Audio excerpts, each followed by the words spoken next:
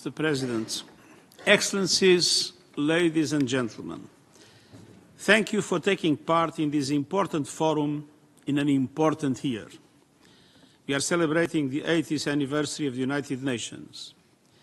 But this milestone is tempered by a stark, undeniable reality that resonates on every page of the report I am presenting today. With less than 5 years to go to the 2030 deadline, we are facing nothing short of a development emergency. The Sustainable Development Goals are alarmingly off track, and some of the hard-won gains made in recent years are getting derailed.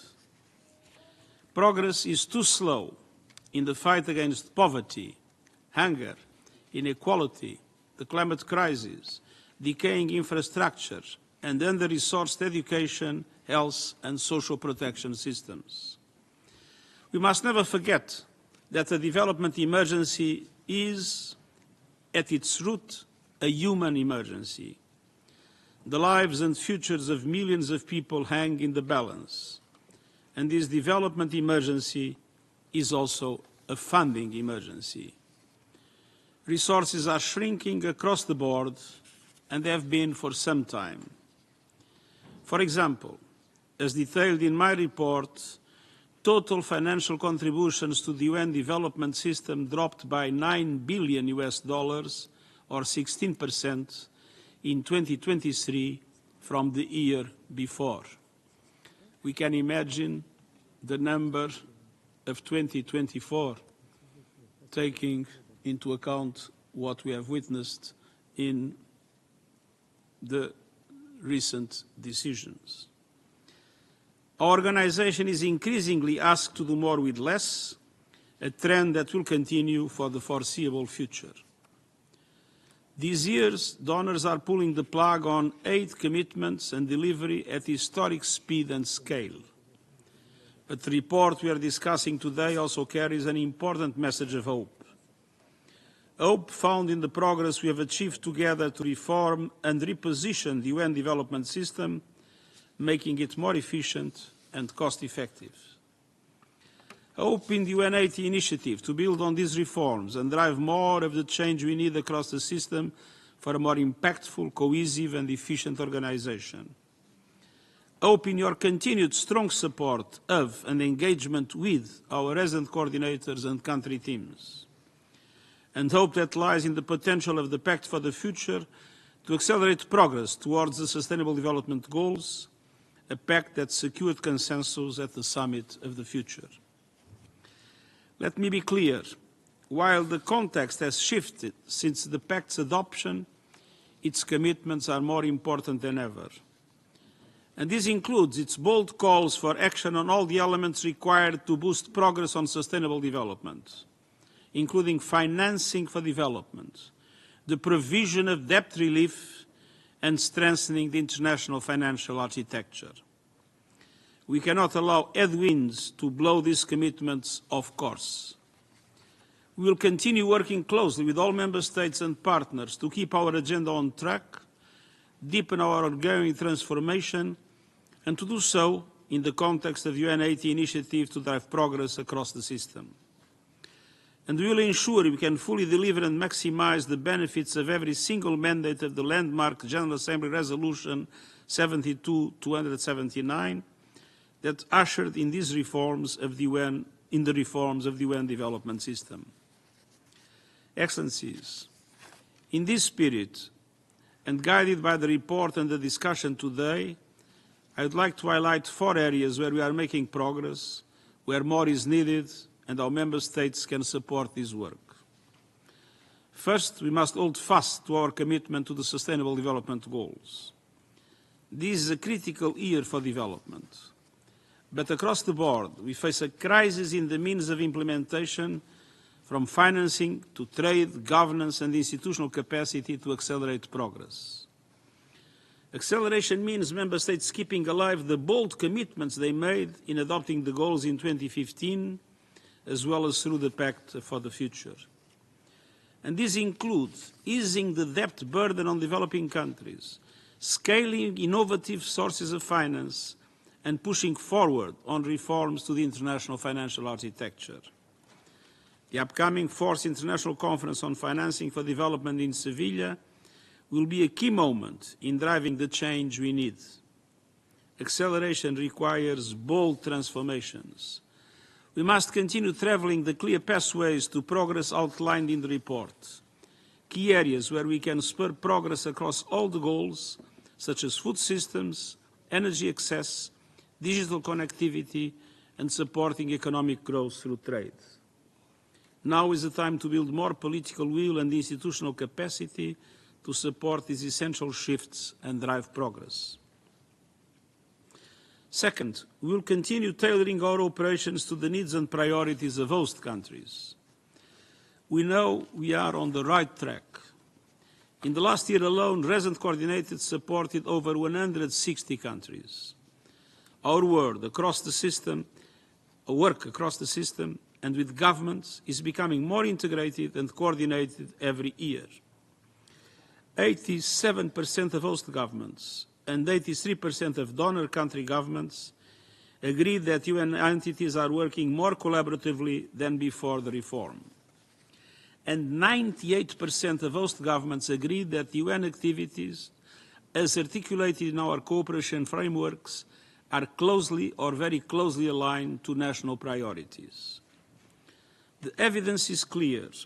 The reinvigorated resident coordinator system we have built together is fast becoming a launchpad for providing deeper development impact for people and planet alike. By gathering partners together to shape policy and financing solutions to accelerate development, by supporting countries' efforts on financing, data collection, trade and sustainable economic growth, and by constantly striving to find efficiencies and innovations and drive accountability and results across our work together. We are rightly proud of our work, and we will protect and build on these as we move forward. We know we can do better, and we will. Despite high levels of support, the report shows worrying gaps between the priorities of our cooperation frameworks and the operational, governance and financial tools to bring them to life. Moreover, the management accountability framework established to ensure greater accountability in collective UN efforts is not being applied evenly across the system. Our newly established Evaluation Office for the Development System is now preparing its first independent report to this body this year to continue driving accountability and results and ensure greater alignment of the UN configuration and programming with country needs. I ask all Member States to support this important work. Third, funding. I am deeply concerned about the system's funding situation. Core contributions to development agencies are insufficient, plunging to 16.5% of total funding, with these contributions declining to 12% for some agencies. This is a far cry from the 30% target countries committed in the funding compact. In December, the General Assembly agreed to my proposal to secure $53 million from the regular budget for the resident coordinator system, a much-needed boost at a critical time. To be entirely frank, I have to say that the proposal was much higher, but at least this compromise was found. But the minimum level of support is insufficient to reach the maximum ambition we need. Our ability to drive development and deliver support in a sustained way is at risk at a moment when countries need us most. For our part, we will continue working closely with you to close funding gaps and ensure joint programming is well funded and directed to the most vulnerable people and communities. But more than ever, we need flexible, sustainable, predictable and innovative sources of funding. I urge Member States to implement the new funding compact without delay. In the current context of shrinking resources, the funding compact becomes even more fundamental, in particular its emphasis on pooled funds that allow for more strategic resource allocation depending on actual needs and priorities on the ground. Enfin, fourthly, We will continue pushing for efficiencies that maximize the use of development resources. The report demonstrates that our reforms are getting results, with over 592 million in efficiencies in 2024, which is well above our initial target of 310 million.